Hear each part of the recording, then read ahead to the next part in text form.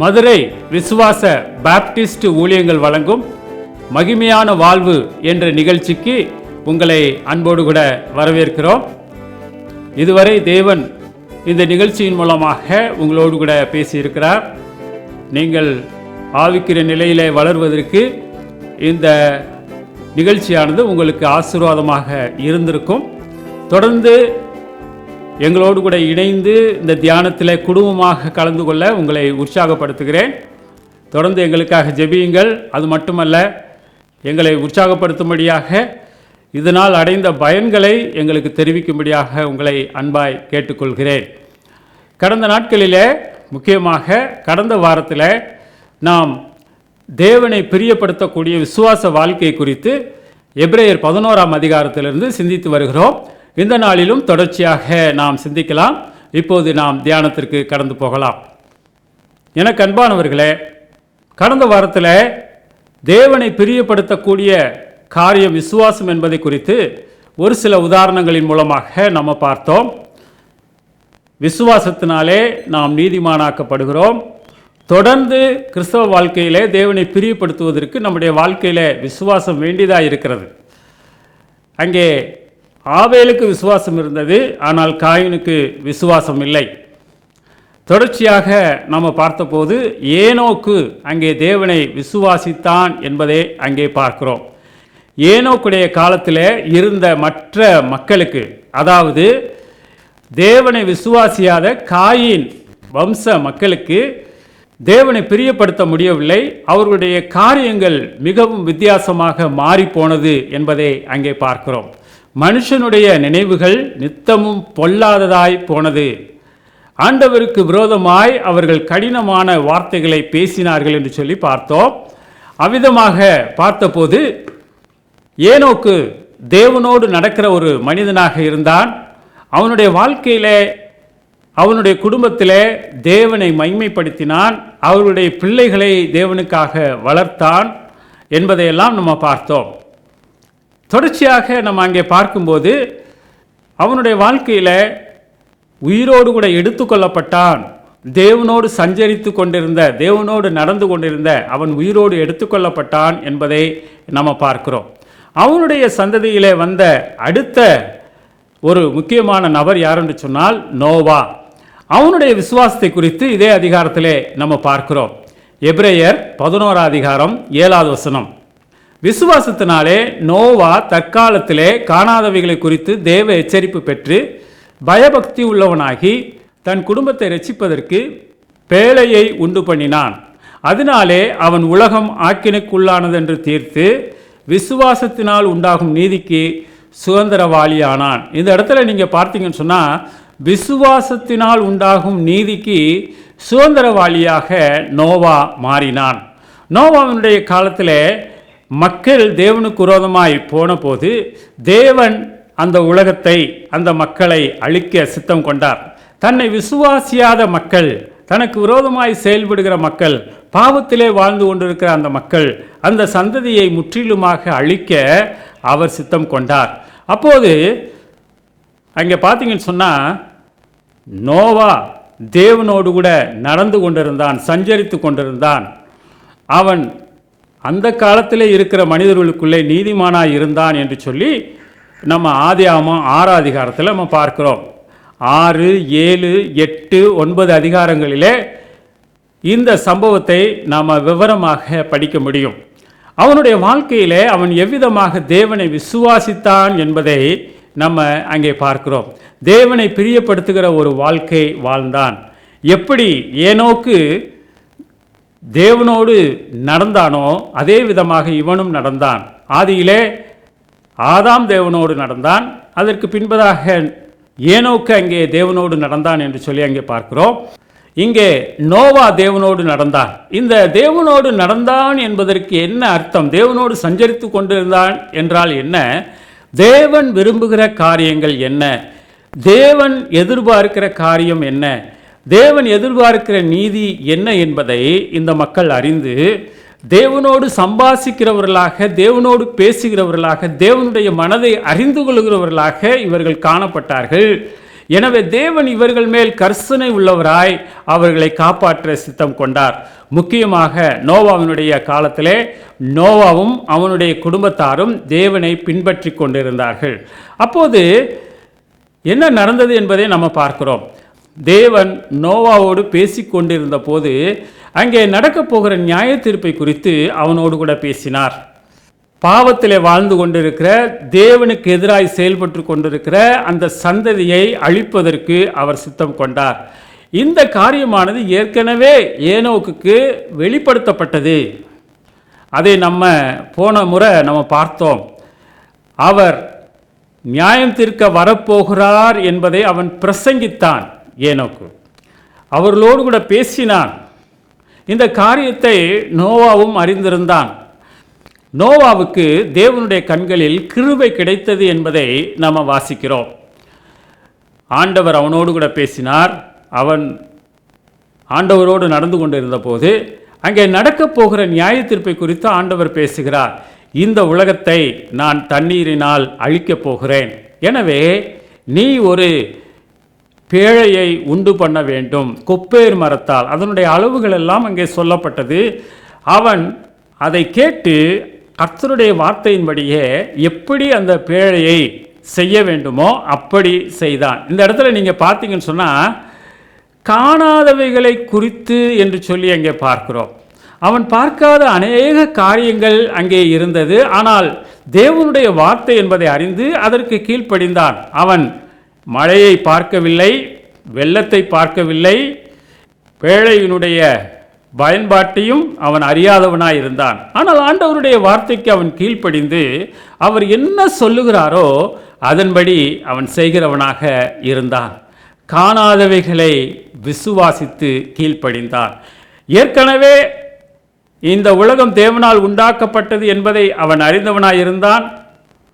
அது மாத்திரமல்ல, ஆதாம் தேவனோடு நடந்தான் என்பதை அறிந்தான்.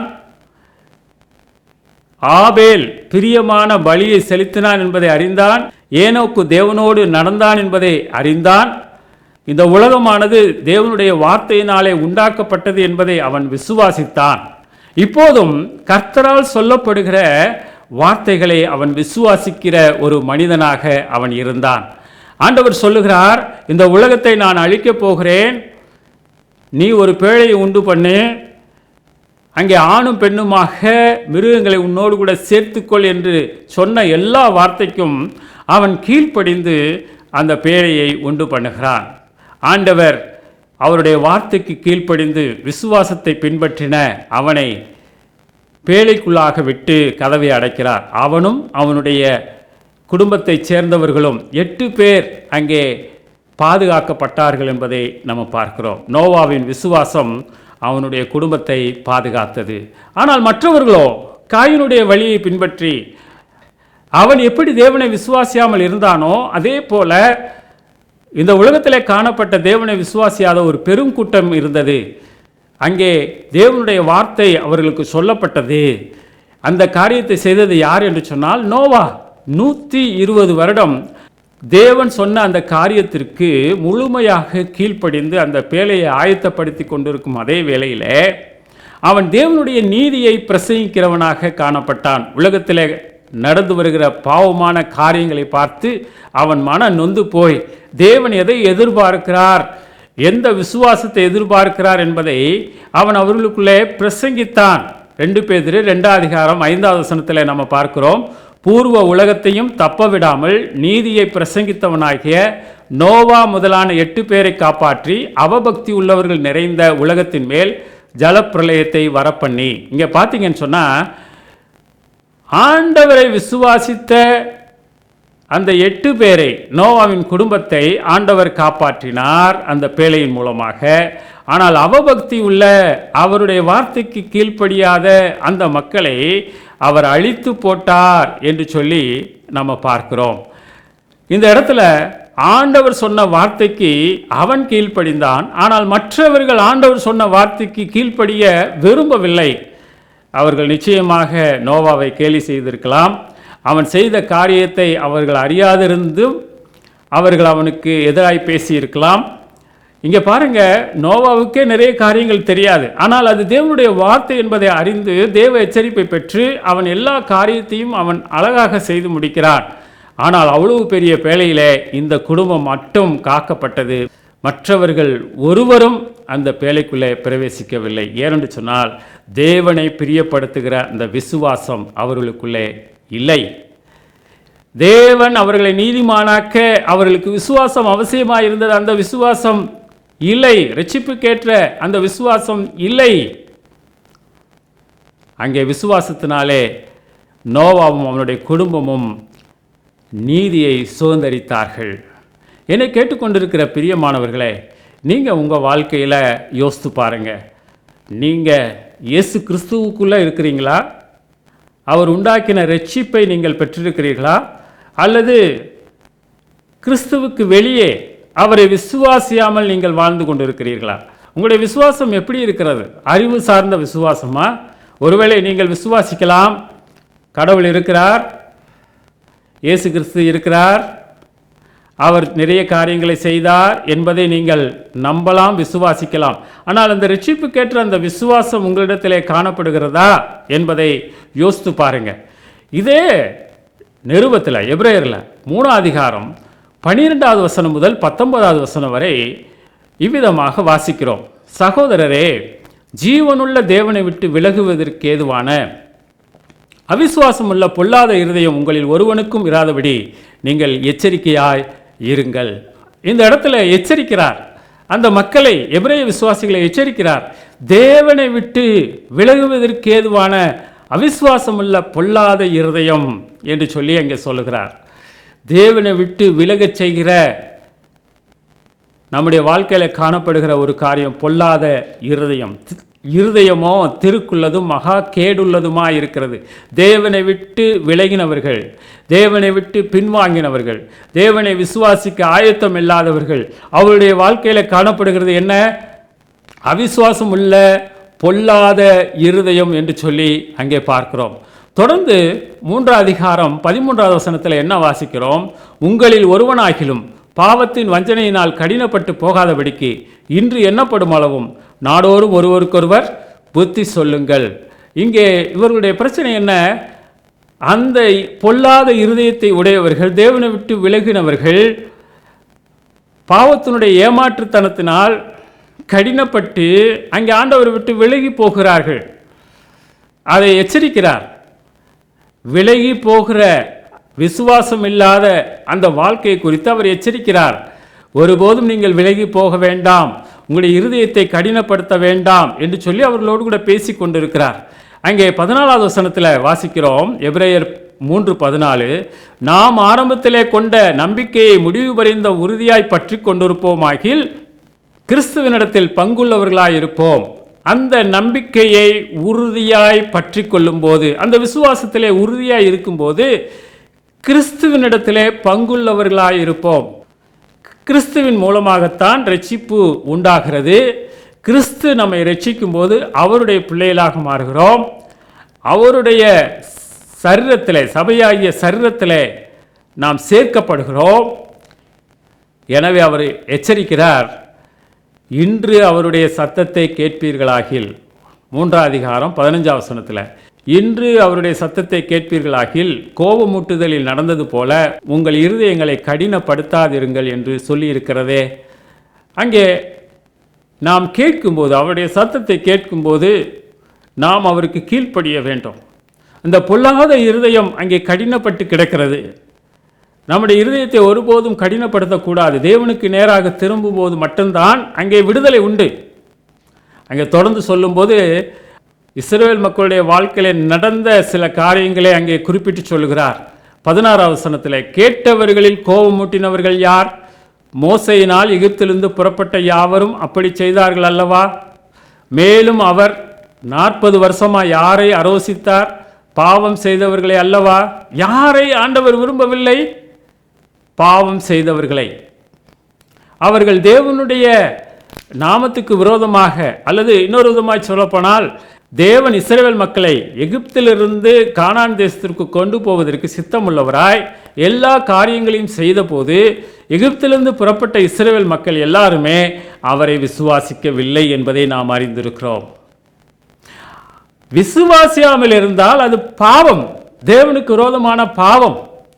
ஆண்டவர் அங்கே அவர்களை தண்டிக்கிறதை நம்ம பார்க்கிறோம்.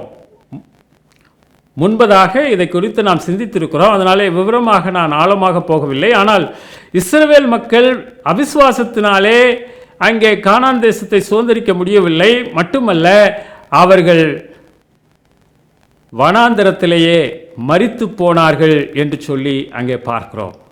அங்கே ஆண்டவர் அவர்களை குறித்து ஆணையிடுகிறார், அவர்கள் என்னுடைய இளைப்பாறுதலில் பிரவேசிக்க மாட்டார்கள். யாரை குறித்து சொல்லுகிறார்? கீழ்ப்படியாத மக்களை. யார் கீழ்ப்படியாதவர்கள்? விசுவாசம் இல்லாதவர்கள். தேவன் மேல் விசுவாசம் இல்லாதவர்கள் ஒருபோதும் கீழ்ப்படிய போவதில்லை.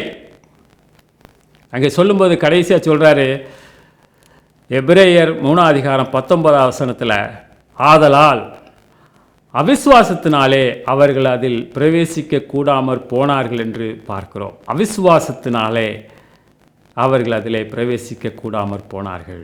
எங்கே? கானான் தேசத்திலே. யோசுவா காலேபை தவிர வேறொருவரும் அந்த கானான் தேசத்திற்குள்ளே பிரவேசிக்கவில்லை, அவருடைய அவிசுவாசத்தினாலே. அதே போல இப்போது பார்த்தோம் அல்லவா, நோவாவும் அவனுடைய குடும்பத்தாரும் மட்டுமே அந்த பேழைக்குள்ளே பிரவேசித்தார்கள். ஆனால் விசுவாசியாத ஒருவரும் அங்கே அந்த பேழைக்குள்ளே பிரவேசிக்கவில்லை. அவர்கள் தேவனுடைய வார்த்தைக்கு கீழ்ப்படியவில்லை. நோவாவின் எச்சரிப்புக்கு அவர்கள் செவி சாய்க்கவில்லை. அவர் 120 வருடமாக மீண்டும் மீண்டுமாக பேசிக்கொண்டிருந்தோம். தேவனுடைய நீதியை பிரசங்கித்து கொண்டிருந்தோம். பாவத்திலிருந்து மனம் திரும்புவதன் அவசியத்தை கூறிக்கொண்டிருந்தோம். ஒருவன் கூட அங்கே மனம் திரும்பி தேவனுடைய வார்த்தையை விசுவாசித்து பேழைக்குள்ளாக பிரவேசிக்கவில்லை என்பதை நம்ம பார்க்கிறோம். ஒருவேளை இங்கே இதை சொல்லும்போது அவர் எதை சொல்லுகிறார்? எபிரேய விசுவாசிகள் மீண்டுமாக பின்வாங்கி விசுவாசம் இல்லாமல் அவர்கள் பழைய வாழ்க்கைக்கு திரும்பும்போது அதனாலே அவர்களுக்கு பிரயோஜனம் இல்லை. அவர்கள் கீழ்ப்படியாத பட்சத்திலே அவர்கள் அழிக்கப்படுவார்கள் என்பதை அவர் சொல்கிறார். விசுவாசத்தினாலே தான் தேவனுக்கு பிரியமான ஒரு வாழ்க்கை வாழ முடியும். விசுவாசத்தினாலே தான் தேவனை பிரியப்படுத்த முடியும் என்பதை அவர் மீண்டுமாக வலியுறுத்துகிறதை நம்ம பார்க்கிறோம். எசேக்கியேல் 14:14 நாம் இவ்விதமாக வாசிக்கிறோம். அப்பொழுது நோவா, தானியேல், யோபு ஆகிய இம்மூன்று புருஷரும் அதன் நடுவில் இருந்தாலும் அவர்கள் தங்கள் நீதியினால் தங்கள் ஆத்துமாக்களை மாத்திரம் தப்புவிப்பார்கள் என்று கர்த்தராகிய ஆண்டவர் சொல்லுகிறார். இந்த இடத்துல நீங்கள் வாசித்தீங்கன்னு சொன்னால், நியாயத்தீர்ப்பு கொடுக்கப்படுகிற இஸ்ரவேல் மக்களுக்கு சொல்லப்படுகிறது நோவா, தானியேல், யோபு, அதாவது யூத மக்களுக்கு சொல்லப்படுகிறது, நீங்கள் விசுவாசியாவிட்டால் நீங்கள் அழிந்து போவீர்கள். அங்கே நோவா இருந்தாலும் சரி, தானியேல் இருந்தாலும் சரி, யோபு இருந்தாலும் சரி, எப்படிப்பட்ட நீதிமான்கள் இருந்தாலும் சரி, அவர்கள் தங்களுடைய விசுவாசத்தினாலே காப்பாற்றப்படுவார்களே ஒழிய, அவருடைய ஆத்துமாக்கள் தப்புவிக்கப்படுமே ஒழிய, விசுவாசியாத ஆத்துமாக்கள் அவர்களினாலே தப்புவிக்கப்பட மாட்டார்கள் என்பதை அங்கே நம்ம பார்க்கிறோம். விசுவாசத்தினாலே நாம் காக்கப்பட முடியும். உள்ள நம்முடைய வாழ்க்கையில் நம்ம எப்படி ஆண்டவரை விசுவாசிக்கிறோம்? அங்கே நாம் விசுவாசிக்காவிட்டால் நம்முடைய பலத்தை இழந்து போவோம். விசுவாசித்தால் நாம் பிழைப்போம், விசுவாசிக்காவிட்டால் நம்முடைய உயிரையும் இழப்போம். இதை நாம் தெளிவாக அறிந்து கொள்ள வேண்டும். இன்றைக்கும் சுவிசேஷமானது உலகம் எங்கும் அறிவிக்கப்பட்டு கொண்டிருக்கிறது. ஆண்டவராய் இயேசு கிறிஸ்து எல்லா மக்களுக்கான இரட்சிப்பை இந்த பூமியிலே அவர் மனிதனாக வந்து சிலுவையிலே செய்து முடித்தார். எத்தனை பேர் இதை விசுவாசித்திருக்கிறோம்? ஆண்டவராய் இயேசு கிறிஸ்துவை எதனாலே நீங்கள் விசுவாசித்திருக்கிறீர்கள்? உங்களுடைய பிரச்சனையை சரி செய்வதற்கு அல்லது உங்களுடைய வேண்டுதல் கேட்கப்படுவதற்கு மட்டுமா? உங்களுடைய ஆத்துமா மீட்கப்பட்டிருக்கிறதா? உங்களுடைய ஆத்துமா அழிவிலிருந்து மீட்கப்பட்டிருக்கிறதா? நீங்கள் இன்றைக்கு இறப்பீர்கள் என்று சொன்னால் எங்கே செல்லுவீர்கள்? உங்களுடைய பாவம் மன்னிக்கப்பட்ட நிச்சயம் இருக்கிறதா? உங்களுடைய வாழ்க்கையில் நீங்கள் யோசித்து பாருங்கள். நீங்கள் ஆண்டவராய் இயேசு கிறிஸ்துவை விசுவாசியாவிட்டால் அங்கே பாவத்திற்கு விமோச்சனம் இல்லை. மதங்கள் பல இருக்கலாம், மதங்கள் ஒன்றும் நம்முடைய வாழ்க்கையிலே நம்முடைய பாவத்தை போக்காது. ஆண்டவராய் இயேசு கிறிஸ்து மட்டுமே நம்முடைய பாவத்தை நீக்கி நமக்கு சமாதானத்தையும் மகிழ்ச்சியும் தர முடியும்.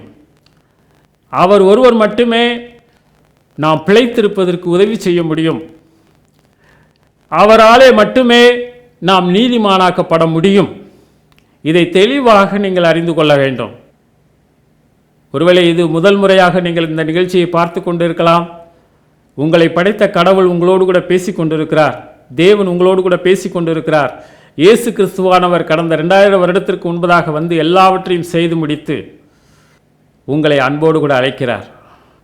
இந்த உலக நியாயத்தீர்ப்பிலிருந்து, பாவ நியாயத்தீர்ப்பிலிருந்து நீங்கள் காப்பாற்றப்படும்படியாக சிலுவையிலே இயேசு கிறிஸ்து தன்னையே ஒப்பு கொடுத்தார். உங்களுடைய பாவத்திற்காக தன்னுடைய இரத்தம் முழுவதையும் சிந்தி பாவ மன்னிப்பை அவர் உண்டாக்கிவிட்டார். உங்களுக்கு நித்திய ஜீவ வாழ்க்கையை, பரிபூர்ண வாழ்க்கையை அவர் கொடுக்க ஆயத்தமாக இருக்கிறார். ஆனால் நீங்கள் விசுவாசித்தால் மட்டுமே அந்த இரட்சிப்பை பெற்றுக்கொள்ள முடியும். அந்த விசுவாசத்தை உங்களுக்குள்ளே தருகிறவர் ஆண்டவராய் இயேசு கிறிஸ்து. கிருபையினாலே உங்களை அவர் இரட்சிக்க அவர் ஆயத்தமாக இருக்கிறார். நீங்கள் செய்ய வேண்டியது அவருடைய சமூகத்தில் உங்களையே தாழ்த்தி உங்களை அவருடைய சமூகத்தில் ஒப்பு கொடுக்கும்போது ஆண்டவராய் இயேசு கிறிஸ்து உங்களை மாற்றுகிறவராக இருக்கிறார். உங்களுடைய பாவங்களை மன்னிக்கிறவராக இருக்கிறார். நீங்கள் யோசித்து பாருங்கள், உங்களுடைய வாழ்க்கை எப்படி போய் கொண்டிருக்கிறது. நீங்கள் சர்ச்சுக்கு போகலாம், சில காரியங்களை நீங்கள் செய்து கொண்டே இருக்கலாம். அதனாலே நீங்கள் இரட்சிப்பை பெற்றவர்கள் என்று சொல்லி எண்ணிவிட வேண்டாம். அதனாலே நீங்கள் நியாயத்தீர்ப்பிலிருந்து பாதுகாக்கப்பட முடியும் என்று சொல்லி எண்ண வேண்டாம். பாவம் செய்கிற ஆத்துமா சாகும். பாவத்திலிருந்து மீட்கப்பட நமக்காக மரித்து அடக்கம் பண்ணப்பட்டு 3ஆம் நாள் உயிர்த்தெழுந்த ஆண்டவராய் இயேசு கிறிஸ்துவை ஏற்றுக்கொள்ளுங்கள். தெளிவாக அங்கே ரோமரிலே படிக்கிறோம், எல்லாரும் பாவம் செய்து தேவ மகிமையற்றவர்களாகி இலவசமாய் அவருடைய கிருபையினாலே கிறிஸ்து இயேசுவின் மேல் உள்ள மீட்பை கொண்டு நீதிமான்களாக்கப்படுகிறார்கள். ஆண்டவராகிய இயேசு கிறிஸ்து மீட்பை 2000 வருடத்திற்கு முன்பதாகவே அவர் சிலுவையிலே சம்பாதித்து விட்டார். இனிமேல் நம்முடைய பாவத்திற்காக பிராயச்சித்தம் செய்ய வேண்டிய தேவையில்லை, பலி செலுத்த வேண்டிய அவசியம் இல்லை. நீங்கள் நற்கிரிகளினாலே உங்களை நீங்களே ரட்சித்து கொள்ள முடியாது. ஆண்டவராய் இயேசு கிறிஸ்து மட்டுமே வழியாக இருக்கிறார். அவர் சொல்லுகிறார், யோவான் 14வது அதிகாரத்திலே 6வது வசனத்திலே, நானே வழியும் சத்தியமும் ஜீவனுமாய் இருக்கிறேன், என்னை அல்லாமல் ஒருவனும் பிதாவினிடத்தில் வரான். இயேசு கிறிஸ்து மூலமாக மட்டுமே நீங்கள் நித்திய ஜீவ வாழ்க்கையை பெற முடியும். வேறு எந்த வழியும் இந்த உலகத்திலே இல்லை என்பதை தெளிவாக நீங்கள் அறிந்து கொள்ள வேண்டும். இதை கேட்டுக்கொண்டிருக்கிற நீங்கள் உங்களுடைய வாழ்க்கையில் பாவத்திலிருந்து விடுதலை பெற்றிருக்கிறீர்களா? அந்த நிச்சயம் இருக்கிறதா? என்றாவது ஒரு நாள் உங்களுடைய பாவத்தை அறிக்கையிட்டு ஆண்டவராய் இயேசு கிறிஸ்துவிடம் மனம் திரும்பி இருக்கிறீர்களா? உங்களுடைய வாழ்க்கையிலே நீங்கள் மனம் திரும்புவதற்கு தடையாக இருக்கிற காரியம் உலக அறிவு, உலகத்திலே சொல்லப்படுகிற காரியங்கள், அவைகள் ஒருபோதும் உங்களை மாற்றாது. உங்களுடைய அறிவை தூக்கி எறிந்துவிட்டு தேவ சமூகத்திலே உங்களையே தாழ்த்தி அவருக்கு உங்கள் வாழ்க்கையை ஒப்புக்கொடுங்கள். அங்கே 2 பேர் தேவாலயத்திற்கு வந்தார்கள். ஒருவன் பரிசேயன், இன்னொருவன் ஆயக்காரன். பரிசேயன் தன்னுடைய நீதியை சொல்லி தான் கடவுளுக்காக செய்த எல்லா காரியத்தையும் அவன் பீடத்துக்கு அருகே சென்று சொன்னான். ஆனால் ஆயக்காரன், பாவம் செய்த அவன், மக்களால் வெறுக்கப்பட்ட அவன், தூரத்திலே நின்று பாவியாகிய என்மேல் கிருபையாயிரும் என்று சொல்லி அவன் தூரத்திலே இருந்து சொன்னான். பாருங்க, பக்கத்தில் போன அந்த பரிசேயன் நீதிமானாக்கப்படவில்லை. அவன் இன்னும் கடவுளை விட்டு தூரமாக இருந்தான். ஆனால் தூரத்தில் இருந்த அந்த ஆயக்காரன் நீதிமானாக்கப்பட்டவனாய் தேவ சமூகத்திலே அருகே, ஆண்டவர் அருகே வந்தான். ஒருவேளை நீங்கள் உங்களுடைய பழம்பெரும் கதைகளை அல்லது உங்களுடைய சந்ததியார் செய்த காரியங்களை சொல்லி நீங்கள் கடவுளிடம் வர முடியாது. நீங்கள் கடவுளுக்காக செய்கிற காரியத்தின் மூலமாக நீங்கள் கடவுளிடம் வர முடியாது, தேவனிடம் வர முடியாது. உங்களுடைய பாவத்தை ஒப்புக்கொண்டு, உங்களுடைய நிலைமையை ஒப்புக்கொண்டு இயேசு கிறிஸ்துவிடம் வரும்போது மட்டுமே இரட்சிப்பை நீங்கள் பெற்றுக்கொள்ள முடியும். இந்த காரியத்தை நன்றாக யோசித்து பாருங்கள். உங்களுக்கு இன்னும் உதவி தேவைப்பட்டால், ஆலோசனை தேவைப்பட்டால் நீங்கள் என்னை தொடர்பு கொள்ளலாம். நான் உங்களுக்கு உதவி செய்ய ஆயத்தமாக இருக்கிறேன். இந்த உலகத்தில் நீங்கள் எதை பெற்று அனுபவித்தாலும் கிறிஸ்துவை நீங்கள் விடும்போது, அல்லாவிட்டால் கிறிஸ்துவை ஏற்றுக்கொள்ளாத போது நீங்கள் அழிக்கப்படுவீர்கள். இயேசு கிறிஸ்து தான் உங்களுடைய தப்பும் பேழையாக இருக்கிறார். பாவமான இந்த உலகத்திலிருந்து தப்புவதற்கு இந்த உலகமானது தண்ணீரினால் இனிமேல் அழிக்கப்படாது. அன்றைக்கு நோவா காலத்திலே தண்ணீரினால் அழிக்கப்பட்டது. அந்த 8 பேர் மட்டும், நோவாவின் குடும்பத்தார் 8 பேர் மட்டும் தப்பினார்கள். இன்றைக்கு இந்த உலகமானது தீக்கு இரையாக வைக்கப்பட்டிருக்கிறது. நியாய தீர்ப்பு கொடுக்கும்படியாக அவர் வரப்போகிறார். பாவம் செய்கிற நீங்கள் இந்த உலகத்தில் உங்களுக்கு கொடுக்கப்பட்ட இந்த கிருபையின் காலத்தில் மனம் திரும்பாவிட்டால் நிச்சயமாக தேவ தண்டனையை நீங்கள் பெற வேண்டும். ஆனால் ஆண்டவர் உங்களை நேசிக்கிறார். உங்களுக்கான தண்டனையை அவர் ஏற்றுக்கொண்டார். எனவே கிறிஸ்துவிடம் ஒரு ஆயக்காரனைப் போல உங்களை தாழ்த்தி வாங்க. நிச்சயமாய் உங்களை நீதிமானாக்குவார். விசுவாசத்தினாலே நீதிமான் பிழைப்பார். ஜெபிப்போமா? எங்களை நேசிக்கிற நல்ல ஆண்டவரே, உம்மை துதிக்கிறோம். ஆண்டவரே, விசுவாசத்தினாலே நீதிமான் பிழைப்பான் என்று சொல்லி நாங்கள் பார்த்தோம். நோவா விசுவாசத்தினாலே தானும் தன்னுடைய குடும்பத்தை காப்பாற்றினது போல எங்களுடைய வாழ்க்கையிலே எங்களுக்கு ஆண்டவரே விசுவாசத்தை தர நாங்கள் ஜெபிக்கிறோம். இந்த நேரத்தில் யார் ஒருவர் உம்மை அறியாமல், உம்மை விட்டு தூரமாய், மோடு கூட உறவற்றவர்களாய், தேவனை மறந்தவர்களாக பாவத்திலே வாழ்ந்து கொண்டு இருப்பார்களானால் அவருடைய வாழ்க்கையிலே நீர் பேசும் சுவாமி. அவர்கள் தங்களுடைய பாவத்தை அறிக்கையிட்டு ரட்சிப்பை கொடுக்கிற உம்மிடத்தில் வர அந்த பாதுகாப்பை பெற்றுக்கொள்ள உதவி செய்யும். அன்றைக்கு நோவாவும் அவனுடைய குடும்பமும் காப்பாற்றப்பட்டது போல கிறிஸ்துவுக்குள்ளாக வருகிற ஒவ்வொருவரையும் நீர் காப்பாற்ற சித்தமுள்ளவராக இருக்கிறீர். அவர்களை நீதிமான்களாக மாற்றுகிறீர். ஆண்டவரே, இந்த நேரத்திலும் கர்த்தாவே, இந்த செய்தியை கேட்ட ஒவ்வொருடைய உள்ளத்திலும் பேசும் ஆண்டவரே. அவர்கள் ரட்சிப்பிற்கு நீர் தேவை என்பதை உணரவும், உம்முடைய சமூகத்திலே அவர்கள் வரவும் நீர் நாம் உதவி செய்யும். யார் ஒருவர் தங்களுடைய வாழ்க்கையிலுமே ஏற்றுக்கொள்கிறார்களோ அவர்களை ஆசீர்வதிங்க. விசுவாசத்தில் அவர்கள் வளரும்படியாக உதவி செய்யுங்க. இயேசு கிறிஸ்து நாமத்தில் கேட்கிறோம் பிதாவே, ஆமென். இவ்வளவு நேரம் எங்களோடு கூட இணைந்து இந்த தியானத்தில் கலந்து கொண்ட உங்கள் ஒவ்வொருவருக்கும் என்னுடைய மனமார்ந்த நன்றியை தெரிவித்துக் கொள்கிறேன். தொடர்ந்து இதை குறித்து அதிகம் அறிய எங்களோடு கூட தொடர்பு கொள்ளலாம். அவசியமான ஜவு குறிப்புகள் இருந்தாலோ, ஆலோசனை தேவைப்பட்டாலோ நீங்கள் எங்களோடு கூட தொடர்பு கொள்ளலாம். நாங்கள் உங்களுக்கு உதவி செய்ய ஆயத்தமாக இருக்கிறோம். மீண்டுமாக அடுத்த வாரம் இதே நேரத்தில் இதே நாளிலே நாம் சந்திக்கலாம். அதுவரை தேவனுடைய ஆசீர்வாதம் உங்களோடு இருப்பதாக. ஆமென்.